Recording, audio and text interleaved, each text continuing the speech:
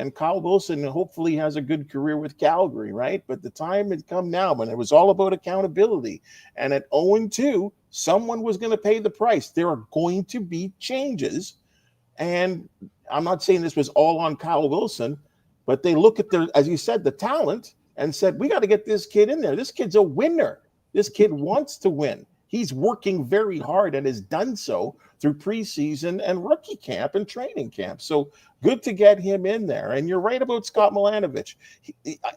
I thought one of the more interesting things he said after the victory was that, you know what, really happy for the guys and proud of the guys because I feel like we've practiced really well in preparation for Calgary and for Saskatchewan. And we didn't really get rewarded, right?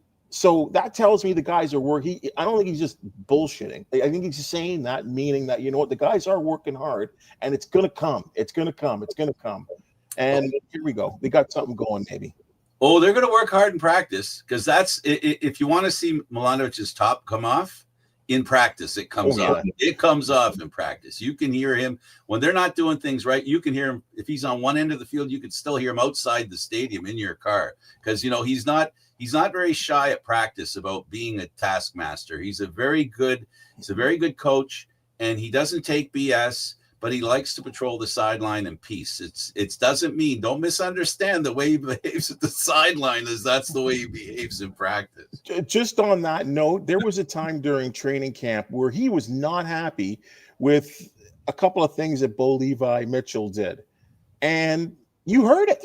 You could hear it in the seats. He didn't care if Bo is thrown for 40,000 yards or sitting on 99 wins, you know, fastest to 100 than anyone else in CFL history.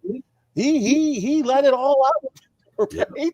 And to what I thought, and you talk about accountability, that when the microphones got put in front of Bo Levi Mitchell, he said, "Yeah, I didn't get that right. I didn't do that correctly, and I deserve to be called." So that's why I think accountability is just so huge, and accepting when you do things wrong and trying to say, "How can I make it better, and how will I make it better?" Yeah, you know, there's a difference, David, between accountability and excuses. Yeah, I mean, I in just a short time, I knew Scott Milanovich back. I mean, this is also when he had a veteran roster too. He definitely would let it be known. If he wasn't happy, he would definitely let it be known. But you know, I do wonder, you know, with a coach like him who's trying to get this roster to come together, like especially early on, how much do you really want to push that, right? Because eventually we hear about, you know, you lose the locker room, you lose the locker room a bit. Yeah.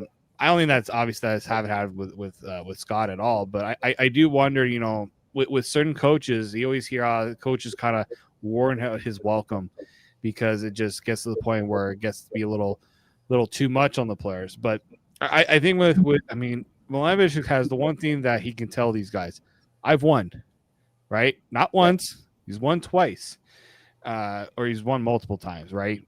Montreal, Toronto. He knows what it takes to get a team there, but you got to have everybody pull. I don't know if it was him that told me or if it was Jim Pop.